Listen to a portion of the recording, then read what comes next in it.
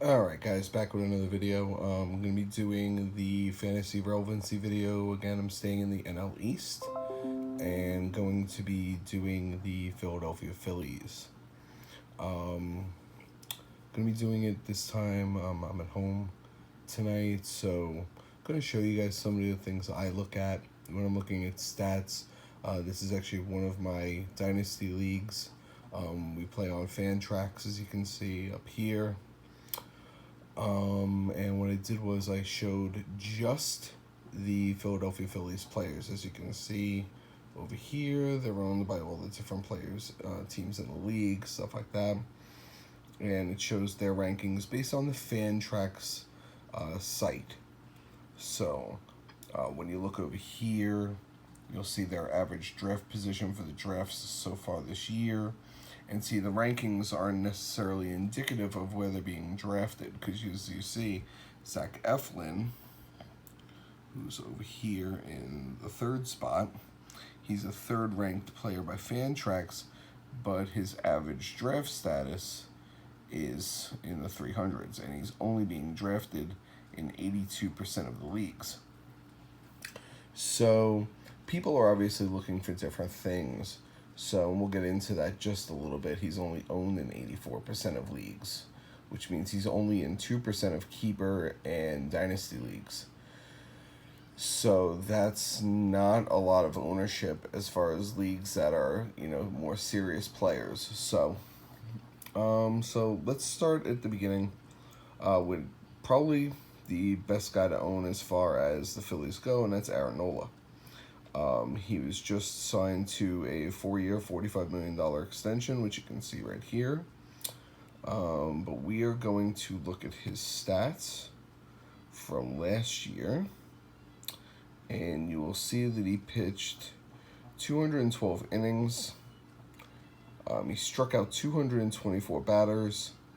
He only walked 58, so it's almost a 4-to-1 strikeout to walk ratio. And he struck out well over a batter an inning. His whip was under 1, which is phenomenal. And his ERA was 2.37. He also had 17 wins last year. So that is obviously a fantasy stud. He's a guy that, if you have him in a keeper league, you're using a keeper on him. If you have him in a dynasty league, congratulations, he's going to be on your team for a very long time, being as he is only 25 years old. So he's one of those plug and play guys. You're going to have him pretty much in every format, every league. You just want him on your team. Moving on to Rhys Hoskins. Let's see, last year he hit 34 home runs, 96 RBIs, 246 average, which, you'd like to see that a little bit higher, but his on-base percentage was 354, which is really good. Now, that came down from the 396 he had in 2017, so that's something that you want to keep an eye on. Maybe pitchers are getting a book on him. They know his tendencies, because as you can see, in the first year he came up, he was only up for 50 games. So only had 170 at-bats, but in that time, he hit 18 home runs. So he had almost triple the at-bats this year and didn't double his home runs. He doubled his RBIs, but he had a worse average and a worse on-base percentage and a worse OPS. So those, you still want him on your team. You're still going to use a keeper spot on him.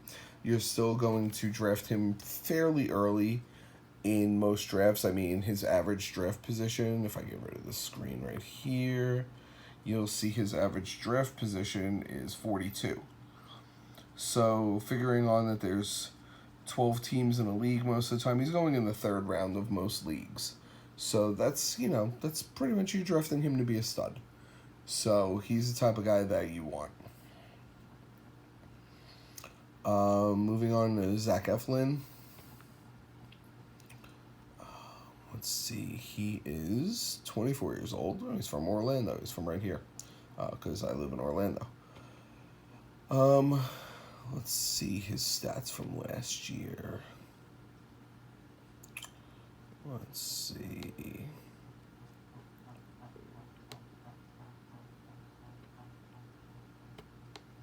All right, so he had 128 innings.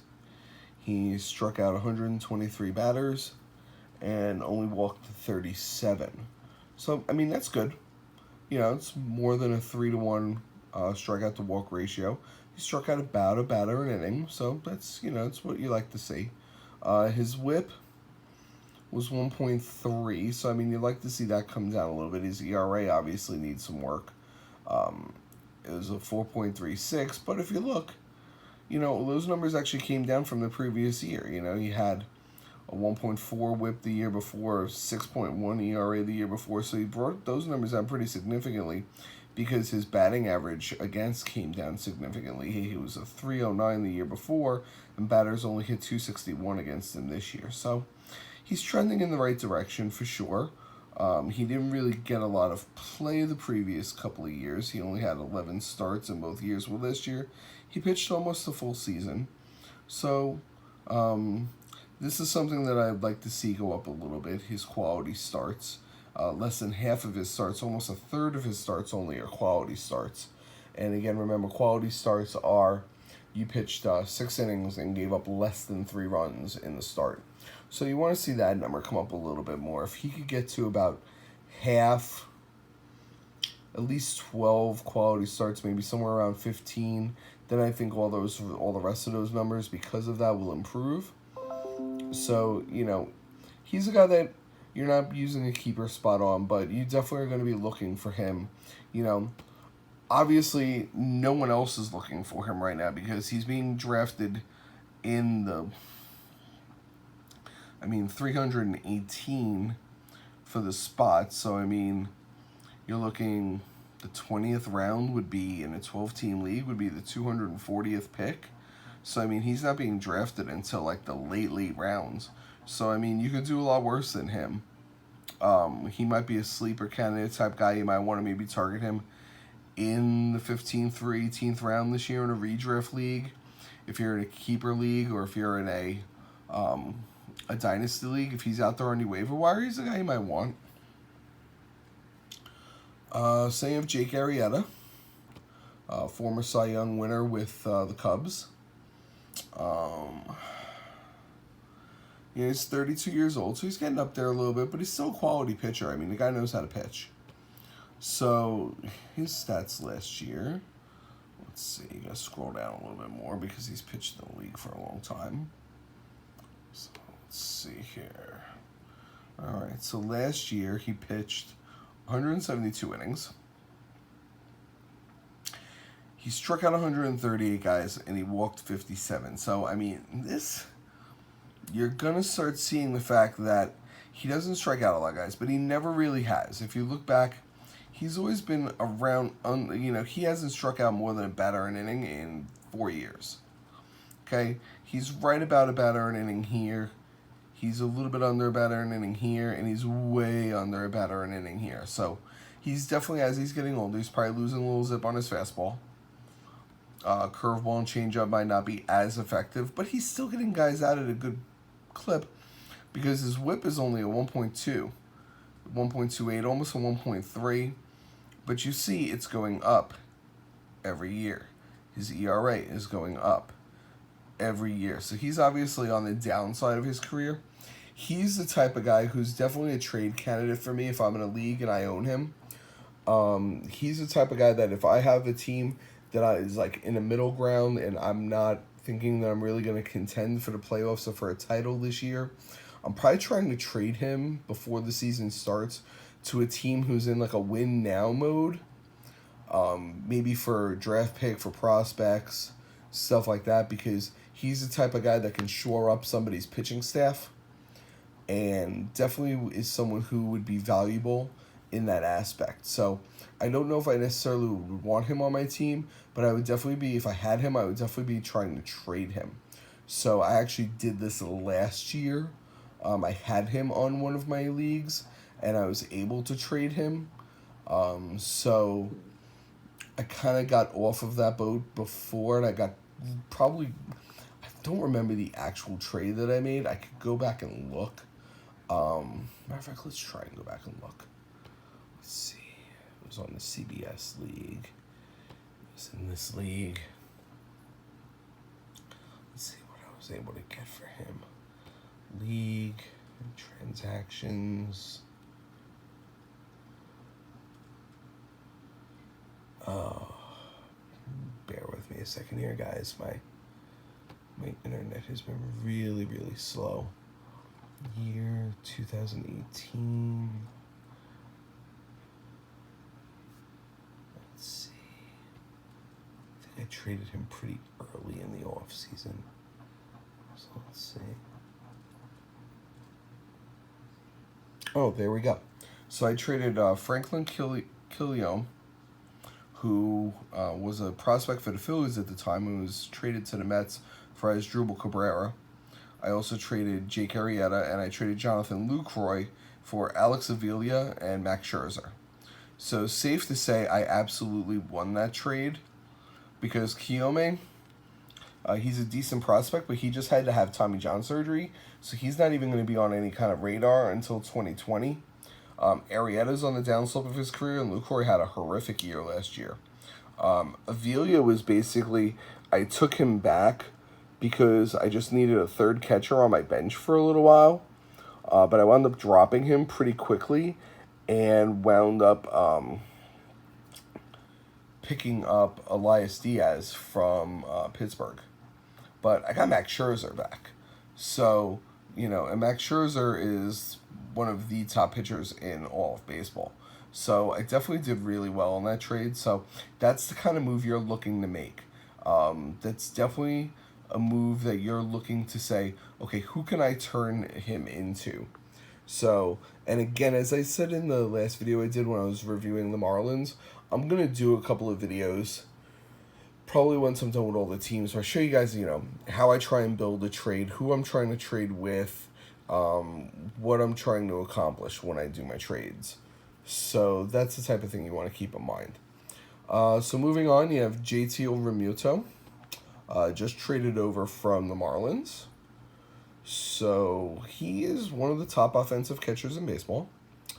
Let's look at his stats from last year. All right, so played a good amount of games as a catcher. He played in 125 games. I mean, so that's something you like to see. He got almost 500 at bats. He hit 21 home runs, 74 RBIs, and that's good considering he played on a pretty horrific Marlins team. So you can't really assume that he had a lot of RBI chances, and he still drove in 74 RBIs. He batted .277, which is kind of consistent. This year was a career year for him, the .303. But other than that, he's been pretty steady. His on-base percentage is pretty consistent, right around the 330, 340 area. And his OPS, he had his highest OPS last year. So, I mean, he's a stud. He's going to be one of the first catchers off the board in most redraft leagues. So, not really much to say about him, except he's pretty much a plug-and-play guy. He's a guy you definitely want to have. Andrew McCutchen's a very interesting player, especially going to Philadelphia, because Philly has, it's pretty much a bandbox where, you don't have to have a ton of power to hit a ton of home runs. And, I mean, if you look on McCutchen's stats, he, for the past couple of years, he's been in the mid-20s. Last year he hit 20 home runs, and they're easily projecting him to hit 20 home runs this year. So, and he's getting older, so I really feel that the value of him comes from the fact that he's going to play in a ballpark like he's playing in. So you want to, you're not using keepers on him, you're not using, if you have him in a Dynasty league, he's got pretty decent value, but, at age 32, you can kind of start to expect that he's going to start hitting a little bit of a downslope in his career. I mean, if you look at his average over the past few years, I mean, up here, 314, then 292, then 256, 279, and then in the 250s. So, I mean, from his career years that he had with San Francisco, now all the way down here, I mean, he still gets on base at a pretty decent clip. He's getting on base at a 368. His OPS is almost 800 still, and 800 is kind of the baseline for a good major league player. A good major league player should be over an 800. For his career, he's an 859 OPS player. He gets on base at 370. He's a 287 hitter. Obviously, that's come down over the past few years. So he's a guy that you might want to be targeting in the mid rounds. The teens, the mid teens. That's pretty consistent with where he's being drafted right now. He's being drafted in probably around 13th, 14th round because his average draft position is 152. So, definitely a guy you want to take a look at. The next, Gene Segura. This was a really nice pickup for the Phillies, I feel. He's a shortstop. It really is more telling of the fact that Scott Kingery absolutely was horrible last year in his rookie season. So they felt that they had to go out and make this move. But it's a really, really solid move because the guy can flat out hit.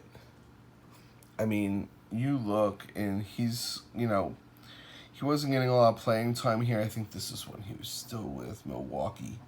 Yeah, it was in his last couple of years in Milwaukee.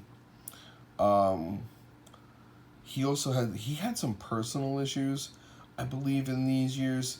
I seem to recall he had something with his family, like a brother died or something like that, and it took him a year or two to snap out of it.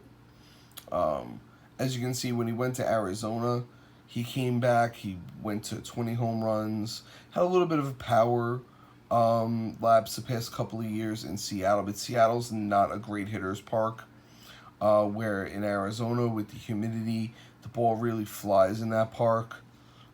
His home run totals were going to be a little bit big. Also, he was in the National League West, which meant he gets to go to Colorado a couple of times a year. He was able to go to, San Francisco, which is a decent hitter's park. He was able to go to LA, which can be a hitter's park depending on the weather and stuff like that. So, I think coming back to the National League East, where he's going to see some hitters' parks, and he's going to have the opportunity to play 81 games a year in Philadelphia, I think the power numbers, you're going to see it become a little bit closer to this than it will be to this. It may only be 15 to 18 home runs, but from the shortstop position or a middle infield position, that's really good production. What you really want, though, is you want the stolen bases. I mean, look at that. The guy's a stud stolen base guy. 44 stolen bases, 20, 25, 33, 22, 20. I mean, he has the opportunity to be a 20-20 guy, a 30-30 guy. That's really valuable in baseball, especially in fantasy baseball. Whether it's rotisserie, categories, points, it doesn't matter. He's really valuable. And the fact that he gets on base at a good clip, I mean, he's a 300 hitter. He gets on base 349. OPS is a little bit low, but I'm not really as concerned about that because when you see that he's got elite skill, especially in a category like this right here, if you're in a rotisserie league where, it's just basic stats until the end of the year, if you get a guy like a Gene Segura, and then you compare him with maybe an outfielder or two who's got a little bit of speed, and you figure you can pencil yourself in for 70 or 80 stolen bases by the end of the year, that's going to be in the mid-range in points, and that's really going to help you in your standing in the league. So he's definitely a guy I would target. Not quite sure I would use a keeper on him, but he's definitely someone that I would be targeting early in drafts. And again, looking over here at his average draft position at 75, I mean, he's being drafted in the 6th, 7th round. So he's being drafted really, really high. Moving on to Cesar Hernandez, who will probably be the starting second baseman this year for the Phils. I mean, he's an okay player, but he really doesn't offer too much in the way of elite skill. I mean, last year was his first double-digit season with his first double-digit home run season.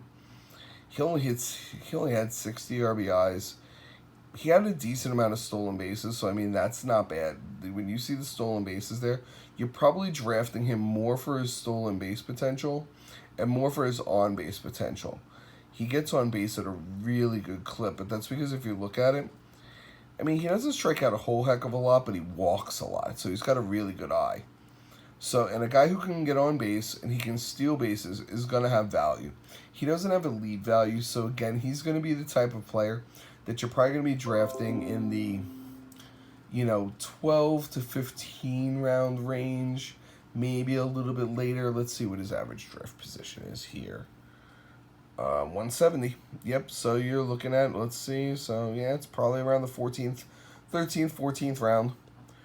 So definitely a guy that you're going to be looking for right around in that area, especially if you need stolen bases. If you need stolen bases, he's going to be a good guy to have. So, moving on to Odubel Herrera. I like Odubel. I think he's good. He's got a really good chance, I think, to explode this year. If you look, I mean, he's had good power numbers since he's come up. 15 home runs, 14 home runs, 22 home runs, and he's nowhere even near the prime of his career. He's 27 years old. So in baseball, they usually say you're hitting the prime right around 27, 28. So it's going to be really interesting to see what he does this year. Because, last year he had 71 RBIs. His stolen bases has dropped off. He was more of a speed guy earlier in his career, but I think he's working more on his power numbers now and not worrying so much about the speed. Because you can even look at over here, his number of doubles went down as his number of home runs increased. So I think I guarantee if you look, he's probably more of a pull hitter, where maybe up here he was more of an all-field hitter, getting on base and stealing bases. His on-base percentage, that is something to be concerned about. He strikes out over 120 times a year, pretty much every year. And, he's getting 500 and something at bats. So he's striking out like more than 20% of the time. So, I mean, he's a guy who he could have great value. He's definitely a boom or bust player this year. He's a guy who he could have a really high value, or he could wind up hurting you. So you definitely want to be careful. I guarantee you, and if you look at it, most people are agreeing with me, because he isn't even being drafted until like almost the 20th round. So, you definitely want to keep an eye on that there. You don't want to draft him too early, but if you're targeting him, you don't want to wait too long, because someone could jump on him in like the 17th, 18th round trying to pick him as a sleeper. Michael Franco, he's basically home run. I think he's like home run or nothing. Yeah, I mean, look, he hits 25 and 24 home runs, but he bats 255 and 230, and he gets on base for 306 and for 281. That's atrocious. I mean, that's barely even a major leaguer. I mean, if you need a corner infielder, a third baseman, and you're that late in the draft, you can maybe take a stab at someone like him, but he's someone I'm going to avoid like the plague. I'm not even going to be considering someone like that. If you can't get on base at least a 300 clip, to me, you have no value. No, he's home run or nothing. And I can pick up guys who are going to hit 15 to 20 home runs, who are going to get on base 320, 330. And they're going to be a lot more valuable to me. So, yeah, I'm probably not going to even pay too much attention to him this year. Unless all of a sudden I see him breaking out, then I might try and trade for him. Vince Velasquez, he's an intriguing pitcher. Let's see. He is 26 years old. Let's take a look at his stats from last year. I'm not expecting a whole heck of a lot from him this year. I just looked at the projections for him. Sometimes the projections can be a little misleading. Let's see. So last year, he pitched 146 innings, easily his career high. Struck out 161 guys. So a little bit more than a batter an inning. He walked 59, so you'd like to see that number come down a little bit. And I mean, it shows in his whip. His whip's a 1.3, but he made a significant improvement in that from the year before. And his ERA came down a little bit too. So I mean, he's trending in the right direction. If he can get his control back a little bit and walk a little bit less guys, maybe have them put a little bit more ball in play type stuff. I mean, hitters only hit 250 off of him last year, and that even came down from 270 the year before that. So I kind of like his upside. He's definitely an interesting type player. He's definitely a guy that you definitely want to try and take a look at in the later rounds. I mean, his average draft position is, God, 320. So, I mean, he's being virtually ignored. I mean, his ownership is even 80%. So, I mean, definitely a guy that you could look at as a sleeper candidate for sure. After that, really, the most intriguing guys are the bullpen. Sir Anthony Dominguez, David Robinson, Hector Neris. Those are going to be your guys that are probably going to be your saves and holds candidates for the most part. David Robinson is pretty elite. He's been a closer before, so if he doesn't win the closer job, he's definitely going to be the setup guy. So he will gain you a lot of value, especially if you're in a league that rewards holds. Dominguez, he's only projected to get 16 saves this year. And last year, he had 16 saves and 14 holds. So, I mean, that's pretty good. Anytime you can get over 30 between the both, if you're in a league that rewards both of them, that's pretty solid. So, he's definitely a guy you want to take a look at. As far as, let's see, is there anyone else you may want to take a look at? I mean, Scott Kingery, you can kind of throw a dart just because his value is going to be so low after last year. I mean, he was pretty terrible last year. I mean, he only hit 8 home runs. He batted .226 and his on-base percentage was .267. So nobody's going to be drafting him. So he's a guy that you may want to keep an eye on during the spring and look and see, like, how he's hitting. Is he getting on base? Is he walking? You know, because he's going to be a guy that's going to be virtually ignored, and he's got a lot of potential. He was a pretty high-ranked prospect in their system before he got called up. So if you can get him really cheap and for really good value in a draft, he's not a bad dart throw. So I would definitely keep an eye on him. As far as prospects go, the Phillies do not have a lot of prospects to speak of that are really good because they've traded a lot of them over the past year or two, trying to contend. The only good pitcher they have left really is Adonis Medina. Because like I said, they traded Killiome to the Mets for Asdrubal Cabrera last year at the deadline because they were trying to compete for the playoffs. And then they just traded Sixto Sanchez to the Marlins for JT Realmuto. So he's the only one that's really left who has any kind of potential. His ETA is actually this year. He's in the top 100 prospects this year. He's ranked number 64. But he's not listed in the top 10 prospects at the position. So, you know, he's a decent prospect. Let's look at his numbers here. And you'll see that last year he pitched 111 innings. He struck out 123 batters, so that's really good. And he only walked 36, so I mean, he's right in line with what I like to see. Strikes out a little bit more than batter an inning, and his walk to strikeout ratio, strikeout to walk ratio rather, is around a 4-1. So I mean, that's really close to 4-1. So I like him as a prospect. What I also like is when you look at the ratings, he doesn't have a true plus pitch, but he's got a plus fastball. His slider is average. He's got a little bit above average changeup. His control scheme, he's projected to be an above average pitcher. So, I really think that he's got the potential to be like a second or third starter, maybe behind Nola, in the rotation. So, I mean, he's definitely a guy that if he's available in prospect drafts, you definitely want to take a look at him, depending on who else is out there. And if you are in any kind of a keeper league draft or something like that, he's the guy you may even want to take a look at for this year. He might be a late season call-up, mid-season call-up if there's any injuries, stuff like that, because he's projected to reach the majors this year. So you definitely want to take a look at him. He is someone that could impact your team this year.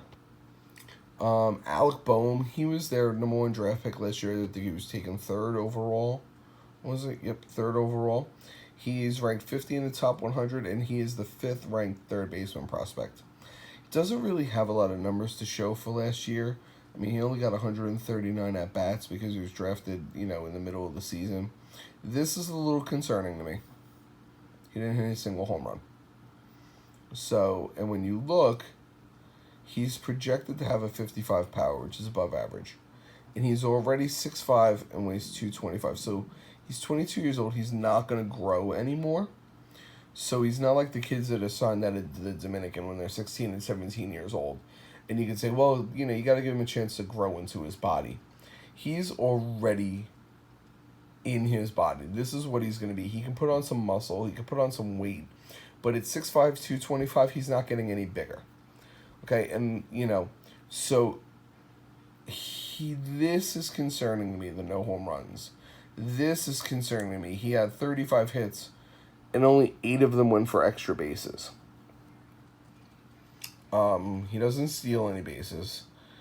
He didn't hit all that well. I mean, he kind of killed it here. He had 391, but he only had 23 at-bats with that team. So, but then when they moved him up a level, he went to a 224 and a 314 on-base percentage. So he's the type of guy that you're going to want to keep an eye on him over the course of the year. Adam Hastley, he's another outfielder. He is known for his bat. He's got a 55 hit tool, and it shows. I mean, okay, there you go. He played at 2 levels last year. He played at single A in the Florida State League for Clearwater. And then he played for Reading in the Eastern League, which is double A. He got almost 500 at-bats, a decent amount of at-bats in both leagues. Home runs, not terrible. The Florida State League, where he played up here, is a notorious pitchers league. I don't really know a lot about the Eastern League, whether it's pitchers parks, hitters parks, whatever. But 11 home runs isn't terrible in the minors. He doesn't have a high percentage of his hits going for extra bases, only about 33 out of 142. So that's pretty much a little bit less than 25%. So, I mean, that's got to be concerning. But he's a good average and a good on-base percentage guy. So that you like to see. And because of that, his OPS is really good with not having a great slugging percentage. So you can't teach hitting. And if he can rake like this in the minors as he moves through the mid to high minors, if he can continue to rake like this, he's gonna have some value. So he's definitely a guy to look at. He's not projected to reach the majors until 2020, which means he could be a late season call up this year. But if the Phillies are going to be contending for anything, he probably won't get called up. Because they're going to be playing guys who, have a chance to help the team win a division or win a wild card. Let's take a look. Jojo Romero. He played at Double A last year. He pitched 106 innings. He struck out 100. Ooh, and he walked 41. Yeah, that's pretty bad. 40%. Yeah, I'm not really a big fan of that. And he's striking out less than a batter an inning. He gave up 13 home runs and 106 innings pitched 2. He pitched 18 games, so he's given up less than a home run a game. Yeah, he's definitely a guy that, he's a lefty. So, lefties sometimes take a little bit longer to come around. He doesn't have a plus pitch. He's only got 1 above average pitch. The rest are either average or a tiny bit above average. He's got control. So he's probably kind of a soft throwing lefty. Probably doesn't looks like it says his four-seam fastball was up to 95 miles an hour all year, including his final start. Yeah, not really a fan of these peripherals though. So I mean, he's a guy that you might want to take a flyer on in a prospect draft if you're already heavy in pitching, and you're like, okay, let's take a chance on a guy. Other than that, I probably would leave him alone. There's one more guy. He's kind of ranked a little bit low. He's ranked 15, but he's definitely a guy you should know because he's probably gonna get called up this year. I would think he had a cup of coffee in the majors last year. He got 38 at bats. His name's Dylan Cousins. He was drafted all the way back in 2012, so he's 24 years old. 6'6", 235. So I mean, he's a big guy. He's a big, strong guy, and his power numbers kind of jump off the page. He had 73 hits last year and 297 at bats, but more than half of them went for extra bases, and he hit 21 home runs and 73 hits. That's kind of huge. Average is nothing to write home about, but he gets on base. He actually draws some walks. What you need to be concerned about with him is if you look at this right here. Let me just scroll that back a little bit. In almost 300 at-bats, the guy struck out almost 125 times. So he's striking out about 35-40% of the time. So that's not good. But, I mean, his power numbers have got to be taken into consideration here. Because if he can continue to do this, if he can hit a home run every 10 to 15 at-bats the way he's doing now, he's going to make the major leagues, especially in a park like Philly. They're going to want him because in a park like Philly, if he's got that kind of power, he could hit 30, 35 home runs over the course of a full season. I mean, if you look there, most hitters get 600 at-bats a year, and that's half, and he hit 21 home runs. So you look at a full season, and I mean, he could literally go nuts. So that's pretty much it for the Phillies. I really don't know too many more guys that I'm excited about with the Phillies as much as their prospects go, but that's simply a product of the fact that they traded so many guys away over the past year or two, trying to compete. Now, if they're in the market for one of the big free agents of the year, they're in the market for Manny Machado, for Bryce Harper. So, obviously, if they sign either of those guys, they go straight to the top of the board for fantasy relevancy, even above Nola and Hoskins. So, just keep an eye on that. Other than that, I will probably be posting another video tomorrow. Probably going to do either the Nationals or the Mets, depending on the time that I have before I have to go to work tomorrow night. May even do both of them tomorrow, so that way I can wrap up the National League East tomorrow. That way I can start working on the Central maybe over the weekend. So, as always, like, share, subscribe, do all those cool things. If you have any questions, let me know. And I'll be back tomorrow with another video. Later.